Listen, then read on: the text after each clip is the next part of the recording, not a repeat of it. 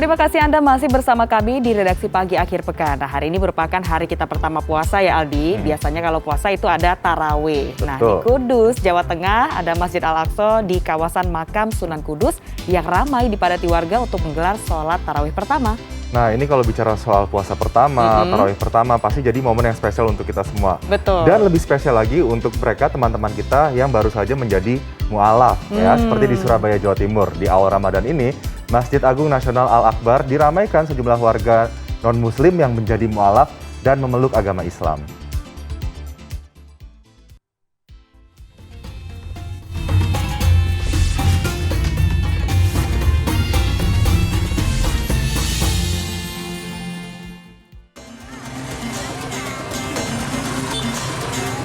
Beginilah suasana kepadatan warga di Masjid Al-Aqsa di kawasan Makam Sunan Kudus di Desa Kauman, Kecamatan Kota, Kudus, Jawa Tengah, Sabtu malam.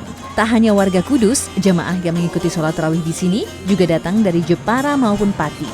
Mereka sengaja mengikuti sholat tarawih pertama di masjid ini.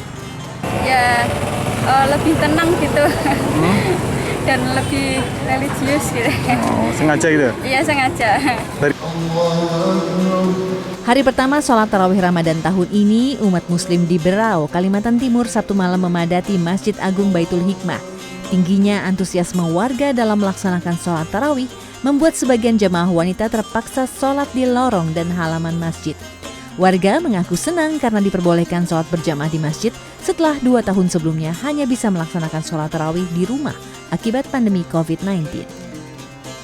Terus tadi udah sholat jamaah bareng.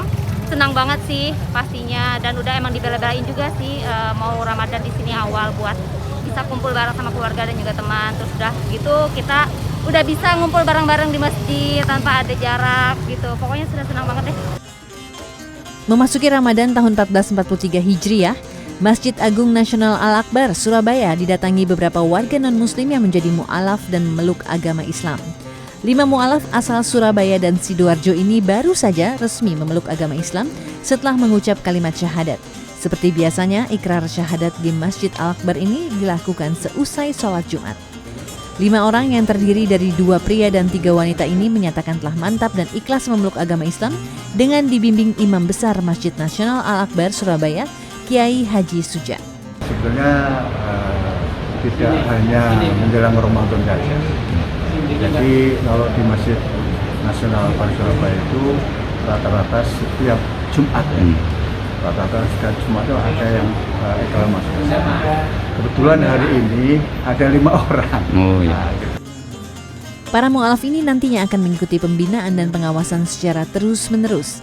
Mereka akan mendapatkan bimbingan rohani tentang akidah, syariah, hingga akhlak. Tim Liputan CNN Indonesia. Ya, negeri kita ini kan negeri yang dikenal syarat dengan banyak sekali tradisi ya. Betul. Dari Sabang sampai Merauke. Nggak terkecuali untuk menyambut datangnya bulan suci Ramadan. Seperti di Kudus, Jawa Tengah, ada tradisi warga menabuh beduk, Fani. Ini di atas menara yang setinggi 18 meter. Wah, itu setinggi apa ya 18 meter, nggak bisa kebayang. Tapi beda daerah, beda tradisinya. Betul. Aldi. Kalau di Polewali Mandar, Sulawesi Barat nih pemirsa, datangnya bulan Ramadan disambut dengan tradisi menyalakan obor dan pelita, lalu ditempatkan di seluruh sudut rumah. Kita simak bersama informasinya. Sabtu sore, pengurus Masjid Menara Kudus melaksanakan tabuh beduk atau dikenal dengan belandangan. Tabuh beduk ini sebagai tanda menyambut bulan suci Ramadan.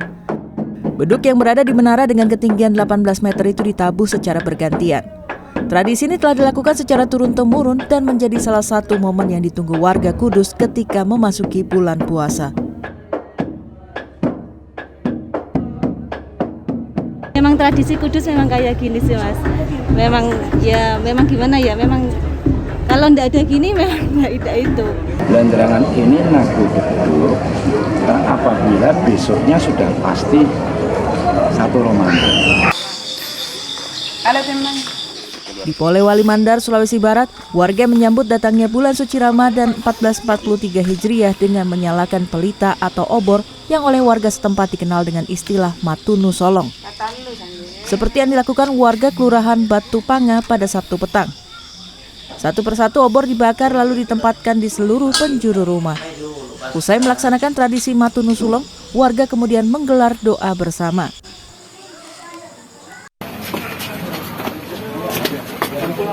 Sebagai tanda memasuki bulan puasa, Keraton Kasepuhan Cirebon, Jawa Barat Sabtu sore melaksanakan tradisi drukdak. Ini adalah saat keluarga Kesultanan Kasepuhan Cirebon memukul beduk dengan irama khusus. Tradisi ini sudah berlangsung sejak zaman Wali Songo. Prosesi digelar usai salat asar. Tradisi drukdak kali ini dipimpin oleh Pangeran Raja Gumelar Suryadiningrat selaku Patih Sepuh Kesultanan Keraton Kasepuhan.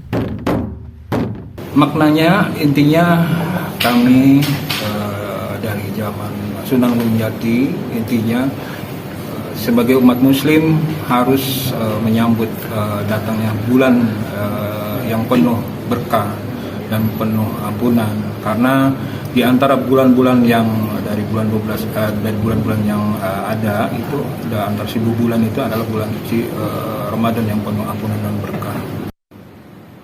Pihak Keraton Kasepuhan mengajak masyarakat untuk menyambut bulan puasa yang penuh berkah dan tetap menjaga kesucian bulan Ramadan. Tim Liputan CNN Indonesia.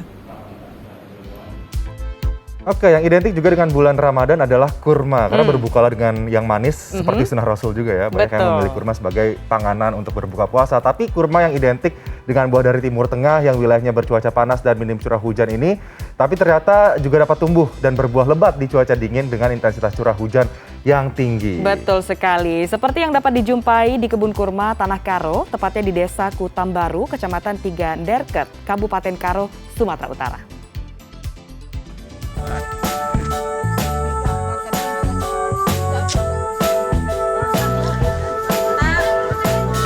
Siapa sangka di ketinggian antara 800 hingga 1200 mdpl ada ratusan pohon kurma yang tumbuh dan siap dipetik. Kebun ini berada di Desa Kutambaru, Kabupaten Karo, Sumatera Utara. Kurma ditanam sekitar 6 km dari puncak Gunung Sinabung. Bibit tanaman kurma ini berasal dari Inggris dan merupakan hasil perkembangbiakan secara kultur jaringan. Setiap pohon mengeluarkan 2 hingga 6 tandan buah. Satu tandanya dapat mencapai berat hingga 13 kg. Dari mulai apakah sama dengan salak misalnya, apakah harus dikawinkan atau bisa langsung dibiarkan saja waktu penyerbukan ada membuat tanda-tanda? Ya, ini kan tanggal 15 bulan 9 2021, itu begitu lahir bunga betina, kita ambil bunga jantan, kita serbukkan. Kalau tidak diserbuk, tidak seperti ini buahnya. Harus diserbuk, makanya kita buat tanggalnya itu, dari tanggal penyerbukan itu, 6 bulan 2 minggu dia sudah kuning. Tanaman kurma ini hanya berbuah sekali dalam setahun. Keunikan pohon kurma yang bisa hidup di tengah cuaca dingin ini cukup menarik perhatian. Tak sedikit orang yang mengunjungi kebun kurma ini untuk melihat langsung pohon kurma yang ditanam. Alhamdulillah lah, biasanya kita jauh-jauh ke Mekah, ini tiba-tiba ada di sini rasanya alhamdulillah lah Pak. Tadi bikin juga Bu? Udah alhamdulillah, tapi kan istilahnya masih belum mateng kali. Lokasi kebun kurma juga kerap menjadi lokasi bersuah foto bagi para pengunjung yang datang. Pemilik kebun kurma Karo bersyukur keinginannya membudidayakan kurma telah tercapai, sehingga warga semakin mudah mengunjungi kebun kurma, sekaligus dapat memanen dan memakannya.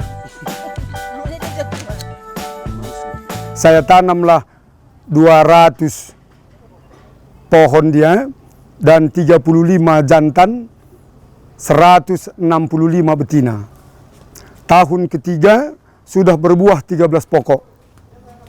Dan tahun keempat sudah berbuah semua. Tertarik mencoba untuk menanam pohon kurma? Anda bisa membeli bibit pohon kurma mulai dari harga 5 hingga 8 juta rupiah. Agus Supratman, Ayat Sudrajat, Karo, Sumatera Utara.